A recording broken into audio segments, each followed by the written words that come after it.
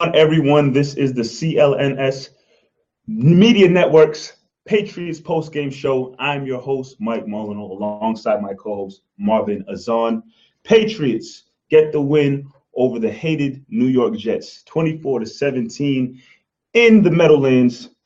Marv, when this game started, the way things looked was that it was just going to be another game where the defense possibly let the Patriots down.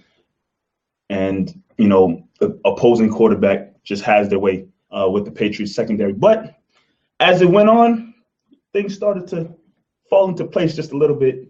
The defense held on, and they were able to get this win. Yeah, like you said, Ben, in the middle of the second quarter, at a point, the game was 14-0 New York Jets. The Jets had all the momentum in the world, and you're watching this game like, wow, what in the world is going on here? And then second half of the second quarter, there was a switch, momentum change. Malcolm Butler interception was huge. Got a nice scoring drive in there for the Patriots. They scored twice, and next thing you know, you're going into the half 14-14. Some big plays from Brandon Cooks also at the end of that second quarter to lead up to the second touchdown in that second quarter. So Patriots really flipped the script, starting in the second quarter, second half, like I said, and from there, momentum was all theirs. But this game, like you see the score 24-17, it was that close of a game. There was obviously a controversial call we're going to get into with Austin Seferian-Jenkins, the tight end over there. He had a touchdown, I believe was a touchdown. When you look in the replay, in the NFL now, we don't really know what's really a catch and not a catch. It really looked like a touchdown. He passed the pylon. He didn't have control of the ball completely, but he crossed the pylon. In the NFL, when you cross the pylon, that's a touchdown. They didn't call it a touchdown for the Patriots, and then, pretty much the Patriots handled business. They only let up a field goal in that fourth quarter, and that was it. Patriots ended up winning this game. Defense stepped up big in the second half. But, Mike, that defense in the first half was there was a point throughout this game, in the beginning of the game, just by the way it was looking, McCown having his way, finding guys open and down the field. I think Gostkowski happened to miss a field goal at one point. And I sat here and I said, by the looks of it, the Patriots might not win this game because things were out of sync, not only defensively, which, we're accustomed to seeing now week in and week out with the Patriots defense, but offensively, Tom Brady was missing some passes. The run game wasn't really flowing. Galissi had that fumble. It just seemed like, things offensively were not clicking. And, you're just hoping that after a while, Brady and the offense would get things clicking eventually, which they did. But at the start of the game, it really looked like, the Jets were just going to have their way and continue to have their way throughout the game. I look at the play of Cooks, a guy who, week in and week out, we talk about him, we watch him, and it's like, when is he going to get more involved? When is he going to get more targets? When is he really going to be the big-time player that, they acquired from the New Orleans Saints? And here's a day where, he was the top target for the Patriots and Tom Brady. He really stepped up. I know one area of his game that you were critiquing a little bit was the fact that, he's not that good at breaking free from tackles. With his speed and his athleticism, you said once he gets hit one time, it's a wrap for him. But he really stepped up today for the offense. No, Cooks, like you said, was amazing. 6 receptions, 93 yards. And you said one of the top targets other than Gronk, he was targeted 9 times during this game. And his first pass was a drop. And to see Brady still going to him, even with that drop, you can see that Brady does trust Cooks. He trusts him in big time moments, and he's looking for him. And like you brought up what I was saying earlier, Cooks is a special talent, and you can see he can really be great. The guy's he's young. So you forget that since he's been in the league for a while now, he's only 23 years old. His one area he still hasn't developed in yet is making that one person miss. Like Julian, we're so accustomed to the Wes Welkers and the Julian Edelmans where they can fight for the extra yardage. They can be elusive and make a tackler miss here and there. Have that. You could see if a player even touches his shoestring, Cooks is going to the floor, and he has amazing speed. For if he can just miss, he can just dodge or dive through one tackler. It's open field for him because he's no one's catching Cooks. But we saw in this game, like I mentioned in the second quarter, especially that big 42-yarder that Brady and him connected to that led to the touchdown. He's big-time plays, and something we haven't seen Brady done in a couple of years, where he can just go down the field and find receivers. You've seen him do that more and more this year, and not even to Cooks. He's been looking for even Dorsett, deep down the field, looking for a flag or anything, a big-time play, and that's the dynamic that Cooks brings into this team.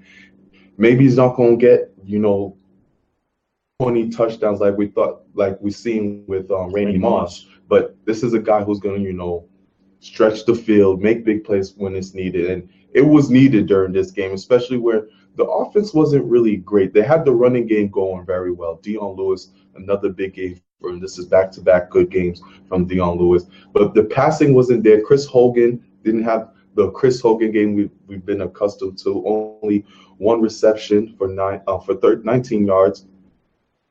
He did get whacked in the second half. So maybe that led to it. Amendola, not a great game as well. Three receptions, 40 yards. But when you have Cooks and you have Gronk, this is something you envisioned when you knew that Edelman was going to go out. Cooks was going to have a bigger role. Gronk was going to be Gronk. And that was the game we saw. Gronk, another guy, 6 receptions, 83 yards, 2 touchdowns. Big red zone target. And you needed, even though you sneaked out last week against Tampa Bay, you needed Gronk in this game.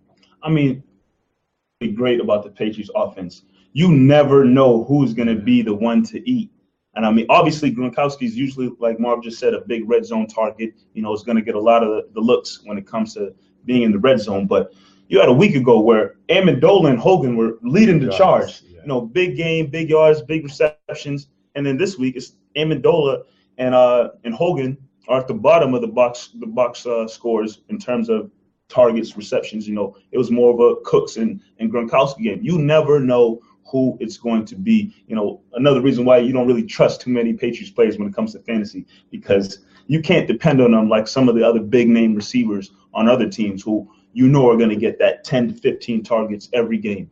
But with that being said, I always look to see if there's any glimmer of hope for the defense in terms of how they continue to progress during the season. And I'm not going to lie to you. I'm not that hopeful. Another game, another quarterback, Josh McCown, 300-plus yards passing on the Patriots secondary, 354 to be exact. He did throw 2 interceptions. He is a dummy, so interceptions don't happen. It's the Jets. So, some bad plays are going to happen. But still, 354 yards. That's a lot of yards put up against the secondary. Week in and week out, guys from whatever kind of quarterback, whatever team, whatever type of quarterback it is, they're putting up big yards and making big plays happen against the Patriots secondary. I don't see, and I didn't see anything from this game, maybe you did, that things are turning in the right direction. If you watch this fourth quarter just now, the Jets had a chance. Yes. The Jets had a chance. They had a big play on a third or fourth down. It was like 4th and long to be exact, too, I think. And again, McCown found a guy down the field wide open, and they, Patriots almost let the game slip away. Luckily they were able to hold on, but I'm not seeing anywhere where it's showing me improvement for the rest of the season. It just seems like the Patriots are stuck, and this is what they're going to be as the season goes on. This is what they're going to be, which I agree with you. But for the past 2 weeks now, I've seen a Patriots defense look like they used to look in the past years, where it wasn't amazing, it wasn't shut down, but they didn't let up a lot of points. But they let up a lot of yards, but they didn't leave up a lot of points. Back to that bend, don't break defense. And I saw a little bit of that this week. They did cause some fumbles late in the game in the third and fourth quarter. They actually got to the quarterback a little bit. They got to Josh McCown. They made some big plays. McCourty with the interception, Butler with an interception. These are plays that we're accustomed to seeing the Patriots caused turnovers, and we saw a little bit of that without a Stephen Gilmore in this game. So, this is a Jets team you expect, especially led by Josh McCown, you expect this team to really, shut them down, and just came off firing.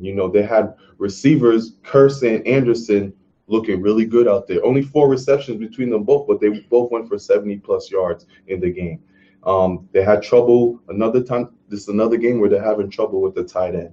And he went off for Austin Seferian-Jenkins. He went off for 8 receptions, 46 yards, and a touchdown. Could have been 2 touchdowns. That's going to be the story of the game, that touchdown that he passed through the pylon, whether it was a fumble or a TD. So Patriots are struggling with tight ends. They're still letting these quick receivers get through them.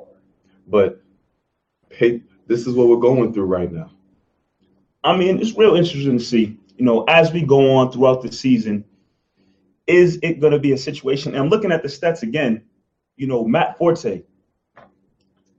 Yep, Matt Forte, he had nine carries with 22 yards and 8 receptions, 59 yards. So Forte had an okay game. I'm nervous, though. I'm nervous as you continue, and especially I'm kind of looking ahead here. But next week, you're taking on the Atlanta Falcons. The dual threat running backs they have when it comes to Freeman and Coleman. What they're able to do in the backfield, making plays down the field anytime they want. Anytime. And if I'm seeing Matt Forte, 8 receptions for 59 yards, you don't know what you're going to get from Coleman and Freeman. But with the Forte and the receptions, they contained him. I mean, it was 8 receptions, but for the most part, it wasn't big yardage with Forte. It was the dump dip passes that we see they do with James White and Dion Lewis, but they weren't major yardage. For the most part, they contained Forte. I like what they did against the running game. The running game wasn't the issue. It was more of the passing. Forte ran for 9 for 22. McGuire ran for 10 for 22. It wasn't something crazy that this Patriots defense went through when it came to the running defense. It was the pass. When you let Josh McCown, if I get a chance, I'm gonna try to look it up. How many times in Josh McCown's career has he gone for 350-plus yards? I mean, this defense once again has let up another 350-yarder from a quarterback, and this is a no-name quarterback. It's becoming ridiculous. Yeah, some of these guys are starting to have career games against the Patriots defense, and they blossomed from after that. I'm telling you, Cam Newton, guys put his name in the MVP run, and ever since the Patriots game, he's been on another level, and he got that confidence he needed from that game. Then, he's looking back at that game and saying, hey, Patriots, thank you, because that's what I needed. But honestly, like I just said, these guys are starting to have career games when, and Cam Newton's, when their career's over and they look back, what's my top 10 games in my career? Yeah. One of them times I played the Patriots defense in 2017. I mean, that's just what it is boiling down to. But, I mean, as they go forward, you get Gilmore back hopefully next week.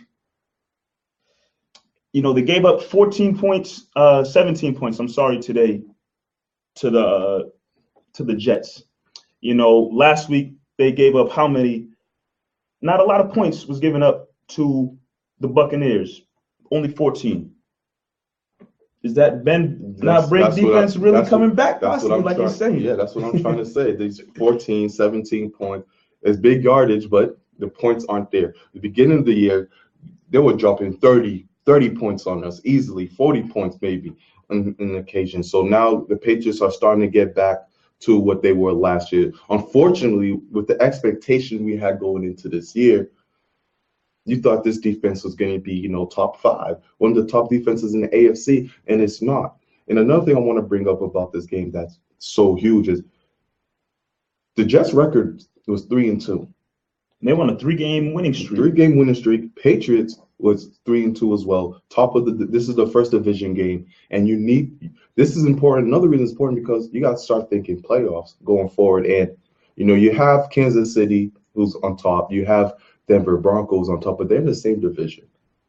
So they can't take those 2 byes because they're in the same division. So the Patriots have a good enough record, win their division, that bye week is still available. So all these games are important, especially when, like you mentioned, you have the Atlanta Falcons coming up next week. That's a game where, obviously Atlanta's coming into Gillette Stadium with nothing but revenge on their mind. Or maybe it's not revenge. Maybe they're still kind of, the monkey on the back, still knowing that, they lost that big game to the Patriots. So maybe they're coming into Gillette Stadium with some nerves as well. Who knows? But that's a big game, especially in a season where one of the things we talked about a couple of weeks ago, where you saying how that whole Gillette Stadium mystique isn't there anymore. We used to think teams coming to Gillette Stadium, and Patriots have one of the best home records, in all the NFL over the last several years. But next week, a situation where Falcons are coming in town, big game against a pretty solid opponent. You have to defend home field. These games and slip-ups where you can't get it done, against these teams in your home stadium, it makes people nervous when it comes time for the playoffs if the Patriots are able to get home field advantage. When they get to get against a team in Gillette, the confidence we have in them of being able to defend their home field, it's not as high as it used to be. So the more of these home games coming up, especially against a top tier team like the Atlanta Falcons, you got to defend. I'm really looking for Patriots to have a dominant win next week against the Atlanta Falcons for sure. And sticking with that, the home field defending it in the AFC, Dolphins just beat the Atlanta Falcons. So the Dolphins are 3-2 themselves now. You got Atlanta, who hasn't been great off of this, their Super Bowl loss. Matt Ryan hasn't been playing well. Their defense has been really bad. Atlanta's defense has been bad. Brady should have a great game against this Atlanta defense. So, a lot of implications going on in next week's game. You have, the AFC East battle. You have Atlanta coming back from the Super Bowl, and they're not playing well. Patriots aren't playing well. So, this NFL's league right now, everything's wide open. This could be the game. Patriots, if they can have a dominant win against the Atlanta Falcons, maybe they can start riding the ship. It's 100% facts. I can't agree with you anymore. I mean, you get a win against a team like the Atlanta Falcons based off of everything you just said and the record. You get the win against the Atlanta Falcons, you're looking at a 4-2 record, 5-2, I'm sorry, if they can get it done. Now, like you just said, Chiefs are up there, Broncos are up there. Patriots are floating in that middle right now. They're not really top tier, not really dominant, but they're floating in the middle. You get a win next week at home against the Atlanta Falcons, and I think you're up there floating around with the Chiefs. And depending on the win. Depending on the win. Like I said, it has to be dominant. Another thing that I'm looking at when you just talked about Atlanta defense, they gave up 120 or 30-plus yards to Jay Ajayi today.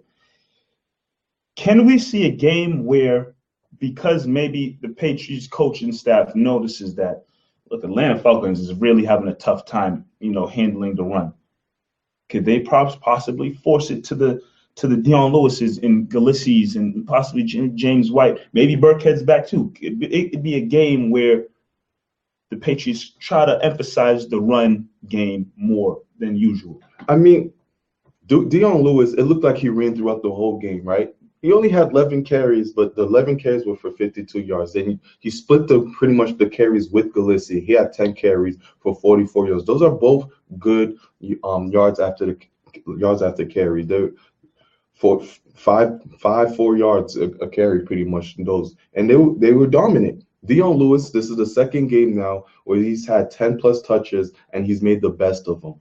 And during this early in the season, we didn't see much of Dion Lewis. This Burkhead injury really stepped him up, and he's out touching James White now. And we're starting to see the old Dion Lewis of old, And against Atlanta, he could really eat. He could really eat against them. And Gillissee's hasn't looked bad either. I think you even said watch the game. He shoots out the cannon anytime he runs out there. He did have a fumble. That's not part of his game, so I don't think that's something we really got to worry about. But Patriots have looked good running the ball throughout this whole season, so I don't see why they would. And something I want to bring up to you, another storyline going into this game was Brady's shoulder. Mm-hmm. How did you think Brady looked out there in this game? I mean, looking at the stats the stats say Brady was not sacked at all in today's matchup against the Jets. But that does not mean Brady didn't take several hits. You know, he took a beating for sure. I saw Brady do, and he's probably going to have to continue to do throughout the season. He's going to have to get a little more mobile in the pocket. I mean, not saying that he needs to break out and try to have a 7-yard gain on first and second down, but he was moving around that pocket and trying to be as elusive as possible. I mean, I still believe at the same time did a solid job today. You know, continue to work and get better. But the offensive line did a better job today in protecting Brady. And at the same time, he was moving around that pocket and trying to stay nimble on his feet so that he wasn't taking as many hits and sacks as he's been taking all season long.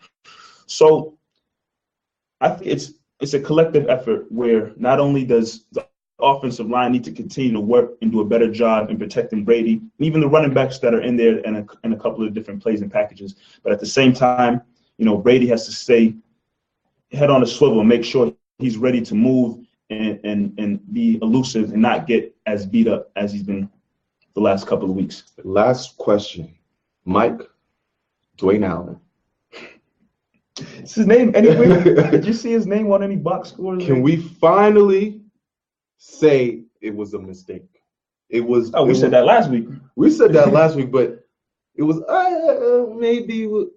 Can we finally just say right now, Dwayne Allen? I barely saw him on the field. It's not working out. Dwayne Allen.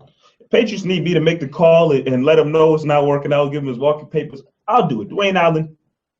It's not working out here in New England. I appreciate you coming in. You know, I'm sure you're very useful in practices and whatnot. But when it comes to game time action, it's just not working out. This has been the Gronk show. Yeah. You know, Gronk show. Last year when Gronk was healthy, you know, you had Gronk and you had Martellus Bennett doing his thing on the side. But healthy Gronk, it's been nothing but the Gronk show at the tight end position. They try to mix in Hollister every now and again. But in terms of Dwayne Allen, it's not working out. If he's good, maybe he's a good blocker, so you know he's sticking around. If he's doing a great job blocking, helping the run game, then so be it. In terms of being useful in the passing game and bringing what he's done throughout his career to New England, it's not working out. This episode is sponsored by Greats, makers of the all-time Greats classic, stylish, and comfortable sneakers sold at a great price. Greats is Brooklyn's first sneaker company. They sell all the Greats classic styles made the best for less. Wide selection of men's and women's shoes, versatile styles suitable for any occasion. Tons of different colors and materials to choose from. Their best sellers include all leather Royale lace-up and Worcester slip-on. And you can check those out along with lots of other styles at greats.com. And we've got a special deal for our audience. Save 15% on your first order with our offer, TRAGS. Go to greats.com, that's GREATS.com, and be sure to enter TRAGS, TRAGS, to save 15% at checkout. Greats also believes so much in their shoes, they offer a no-risk return and exchange policy to guarantee that you get the right fit in the style you love. That's great.com and use our code TRAGS and save 15%. We thank Greats for sponsoring this podcast. Question for you, Marv. Yes. And this question comes from one of our viewers. All right. 1578. First of all, he said, nice job with the show. Says we're doing a great job. Thank you, man. Thanks, we appreciate that. But he wants to know, how can the Patriots improve their pass rush without exposing their defensive backs? That's a great question. That's a great question. And honestly, I like what I'm seeing from the inside with especially Malcolm Brown. This, I believe, is his second or third year now. And we drafted him first round thinking, he's going to be that Vince Wilfork replacement. It took him a little longer, but I think it starts with the inside. If we can really start stopping the runs, they did a good job this week stopping the run. You can contain the run. Then all of a sudden, the outside guys like Trey Flowers, you got Dietrich Wise, they can start better containing the outside and then getting into the quarterback. But it starts with the inside. Lawrence Guy, he's been all right for us. He hasn't really stand out. We haven't seen Valentine. So I think it starts in inside with Malcolm Brown, especially, stopping the run, and then we can do the containments outside. Sometimes I also feel like this whole idea of only rushing 3, I hate it. I do feel and wished, obviously the Patriots don't have elite talent on their team like a Von Miller or something, but I still wish that at times they'd rush more instead of dropping back into coverage as much as they do. Sometimes you just got to have faith and let these cornerbacks go one-on-one. Sometimes. I hear you, Mike, but when you see the lack of talent with the cornerbacks right now, talent. The linebackers the only linebacker you can really trust to rush is Hightower, but you need him to do so much other things out there.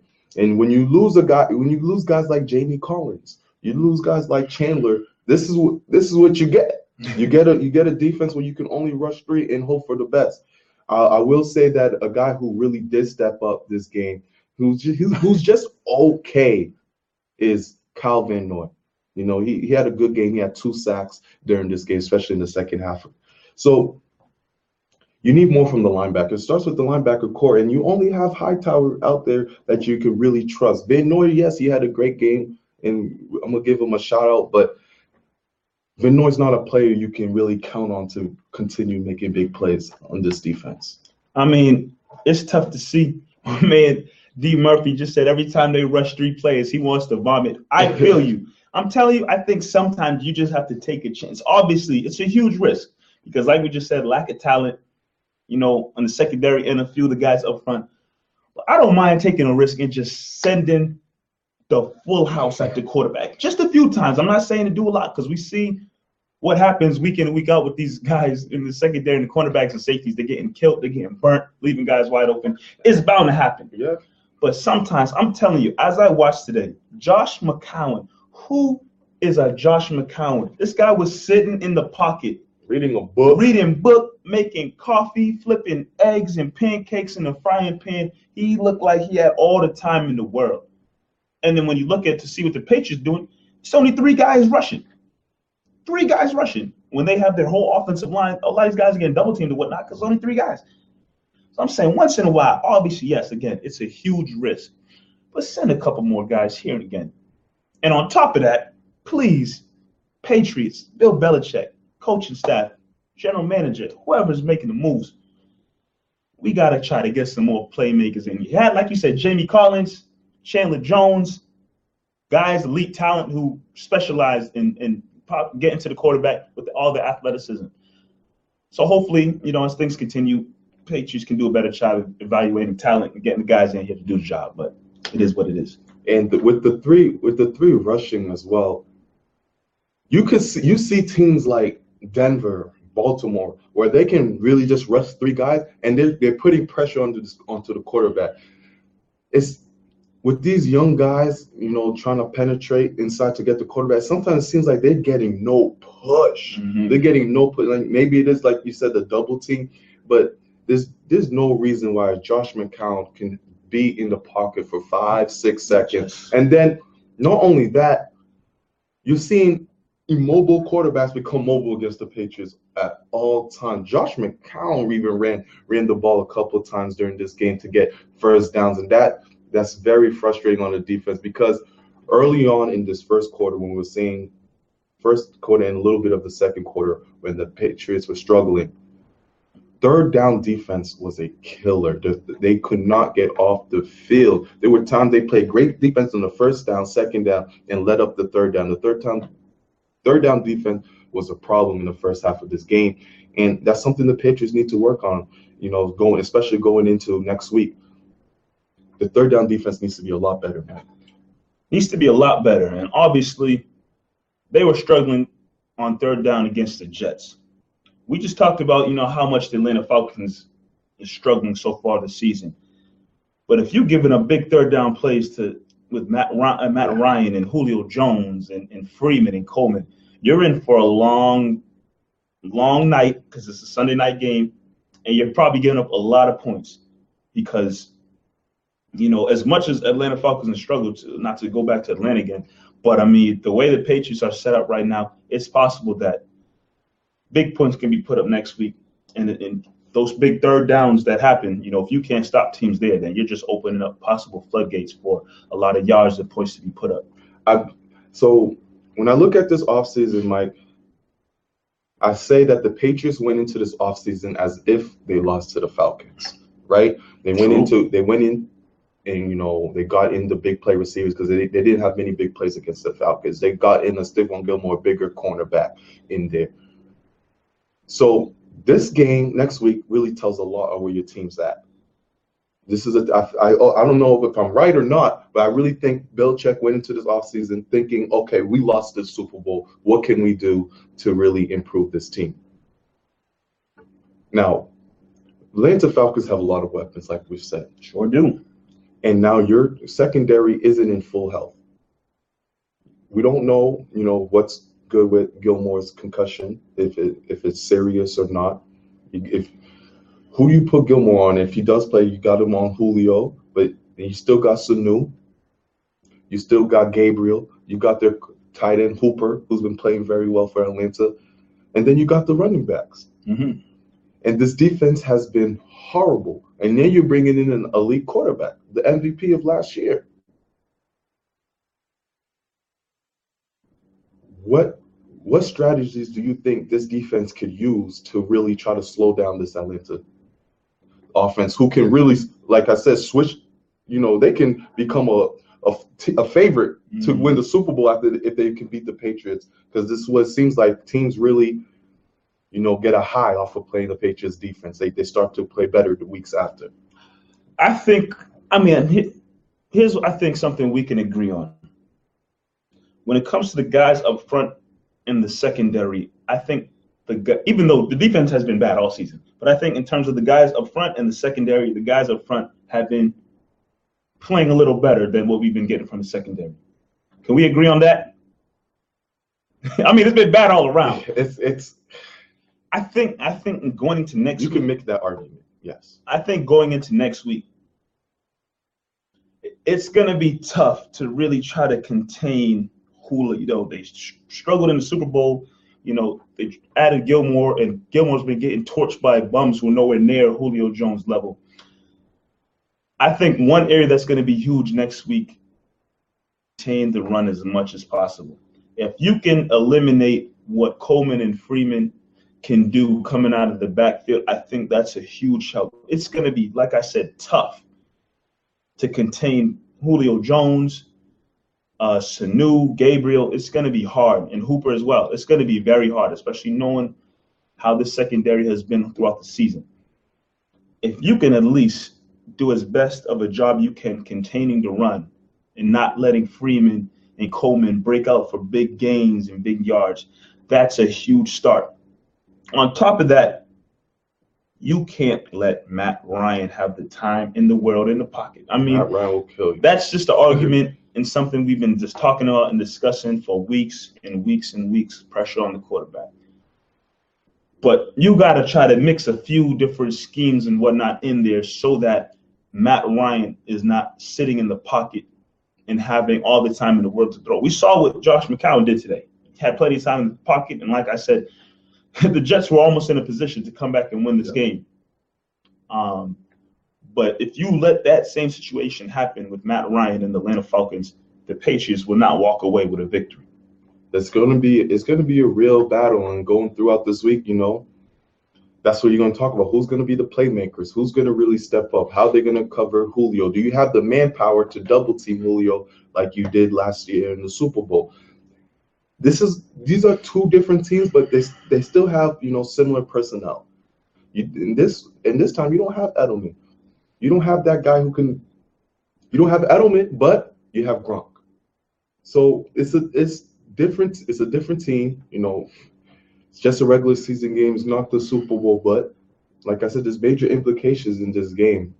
Two teams can go two different directions after this game. It's almost near the middle of the season, kind of end of the first quarter.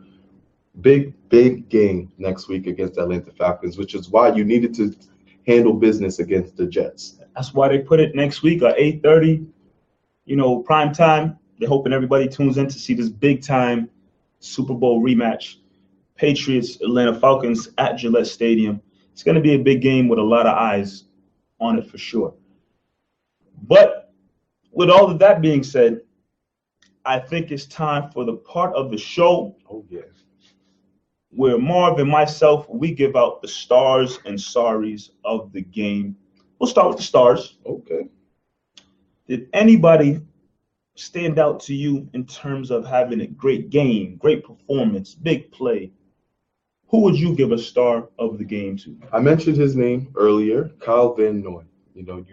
This was a team that was struggling. You needed big momentum plays, and when you needed it most, Kyle Van Noy came through with 2 sacks. He was there for a tackle for a loss as well in this game. This defense has been struggling getting to the quarterback. It still has been, but I think Kyle Van Noy, this is one of his big games that he's shown in a Patriots uniform. So I definitely want to give him a star. Another star I want to give to is Brandon Cooks. Like I mentioned earlier, first play he dropped the pass, and I'm just thinking, oh boy, this may not be good. But Cooks, 6 receptions, 93 yards. Big plays, man. He always came up with big plays, especially in the second quarter, which I think was the turning point where you get the penalty. Brady throws it down the field. He catches it at the 1-yard line, and I think Patriots caught momentum from there. Brandon Cooks is also my star of the game. I'm going to go with the Gronk, Rob Gronkowski. Brady threw 2 touchdown passes in this game this afternoon, and those 2 touchdown passes turned into 2 spikes because they went to Rob Gronkowski. I know you're happy about that, especially for your fantasy team. But yeah, the Gronkowski-Brady connection was there. A healthy Gronkowski is just the greatest tight end in the NFL. Unstoppable. In NFL history. I think, people are making that argument already. It can be made, obviously, with his health history. That's a huge question. But when healthy, you got the greatest quarterback all time playing with this guy who's been putting up amazing stats. And think about his stats and what they could be if he didn't miss all that time with injuries. And he still might break records with all those injuries. He's only 26, 27, 28. 28. 28. He's still in his 20s. He ain't 30 yet.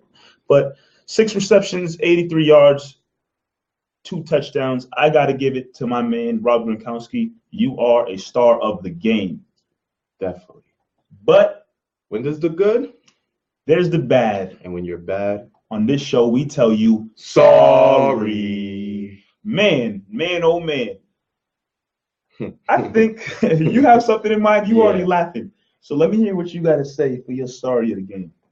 Jets fans, coming into the season, everyone thought you guys would go, 0-16, have a horrible year.